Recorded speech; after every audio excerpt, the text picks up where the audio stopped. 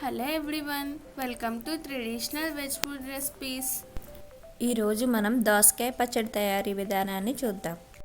నేను చిన్న సైజు దోసకాయ తీసుకున్నాను. నేను చెప్పే కొలతలు ఈ కాయకి కరెక్ట్గా సరిపోతాయి. దోసకాయ ముక్కలను ఈ విధంగా చిన్న చిన్నగా కట్ చేసుకుని పెట్టుకోవాలి. దోసకాయ ముక్కలు ఒక్కొక్కసారి చేదు వస్తూ ఉంటాయి, అందుకే నేను నోట్లో వేసుకుని ఒకసారి టెస్ట్ చేసుకోవాలి.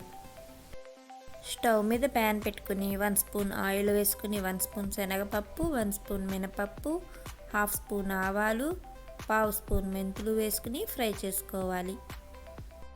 మా వీడియోస్ మీకు నచ్చినట్లయితే ప్లీజ్ సబ్స్క్రైబ్ మై ఛానల్. పక్కనే ఉన్న గంట సింబల్ నొక్కితే నేను వీడియో పెట్టగానే నోటిఫికేషన్ వస్తుంది.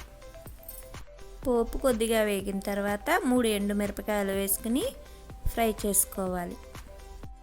పోపు వేగిన తర్వాత స్టవ్ ఆఫ్ చేసుకోవాలి. దీనిలో 3 పచ్చిమిరపకాయలు, కొద్దిగా చింతపండు, కొంచెం ఇంగువ వేసుకుని ఇలా కదుపుకోవాలి. ఈ పోపునంతా మిక్సీ గిన్నెలోకి తీసుకుని మెత్తగా గ్రైండ్ చేసుకోవాలి. ఈ పోపులోనే 1 స్పూన్ సాల్ట్ కూడా వేసుకోవాలి.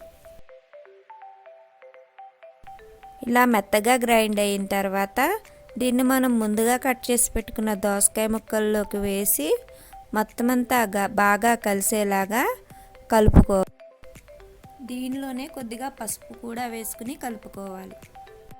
ఇలా మొత్తం కలిసిన తర్వాత దీనిలోనే 2 స్పూన్స్ ఆయిల్ వేసుకుని బాగా కలుపుకోవాలి. అంతేనండి, ఎంతో రుచికరమైన దోసకాయ పచ్చడి రెడీ అయిపోయింది. ఇది అన్నంలోకి, టిఫిన్స్లోకి చాలా బాగుంటుంది. Thanks for watching my videos. Please like, share and subscribe my channel.